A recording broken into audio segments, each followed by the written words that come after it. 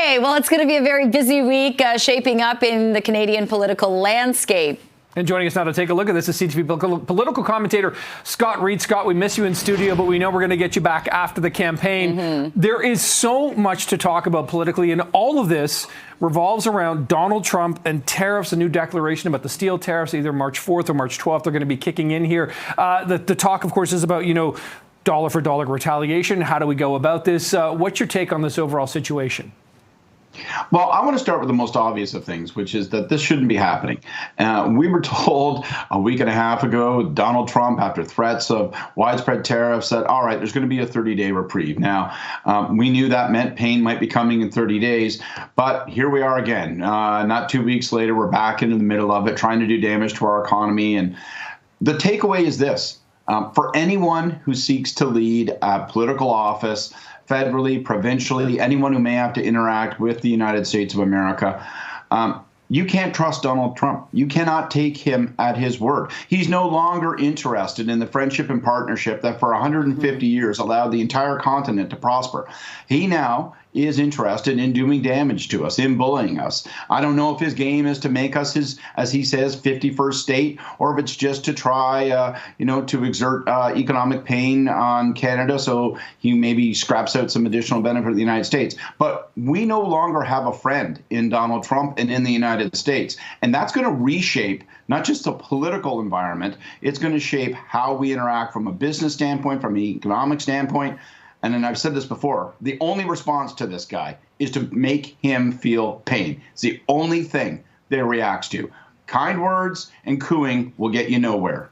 Yeah, it almost feels like he's trying to absorb Canada via an economic shakedown here. Turning provincially, Scott, which is also connected to this. I mean, Premier Doug Ford, or PC leader Doug Ford's whole campaign is based on this tariff threat. He wants a new mandate, and he's headed to Washington today, meeting with Republican lawmakers and business leaders. But how is this going to work out for him in this provincial election? Is there a hidden risk that he's not talking about the things that matter to Ontarians, like other things like health care, affordability, housing?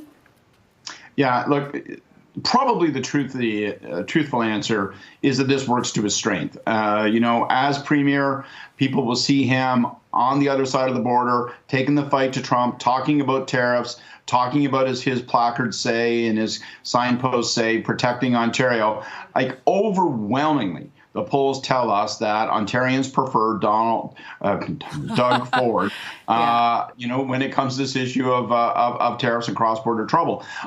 But you're right. There's a couple of vulnerabilities for him. One, he cannot afford to look like he's disinterested in the core responsibilities of office, like healthcare, like education, like helping people manage cost of living.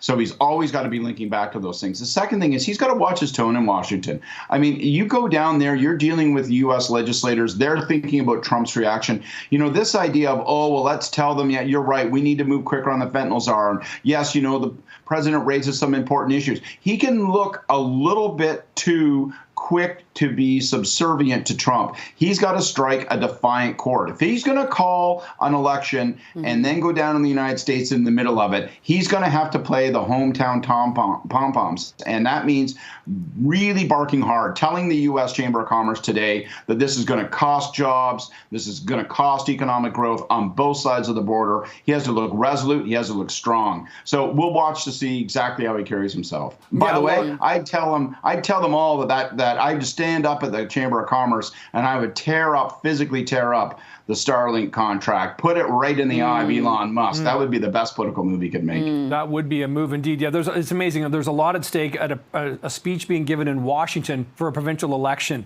So we'll watch for that throughout the day here, Scott. In the meantime, let's switch to municipal politics. Mayor Olivia Chow quickly under pressure on the sort of, this is all tied to the Trump tariffs, because we talked about there's about 100,000 or so jobs in this city connected to the steel industry. One side of council says act now, i.e. Brad Bradford saying we've got to sort of implement some tax relief. The other says let's wait and get all the facts first. Another difficult situation for governments to deal with. Yeah, and it just goes to show you the extreme reach of this tariff issue, how deeply it infiltrates all levels of politics. You know, I think Olivia Chow runs the risk of looking like she's indifferent to this enormous threat. It's all people are talking about. It's all people are worried about. And when she says, you know what, let's take time and take stock, maybe that's the sensible answer. And I don't know that the right answer is to cut taxes for middle-class business or small business, but I think that the mayor runs the risk of looking like she's not sufficiently seized with this issue, that it is on the minds of people, shutting down procurement from American contractors, taking whatever steps you can to protect workers here in the GTA. I think those are the kinds of issues she's going to have to look more alert to. This debate, as we know, isn't going anywhere fast. So she's going to, I think, have to figure out where she stands on that debate. So far, she's been a little wrong-footed, a little uncertain. Okay, that is CTV's political commentator, Scott Reid, a very busy man these days. Scott, we always appreciate your time. Look forward to being reunited in person.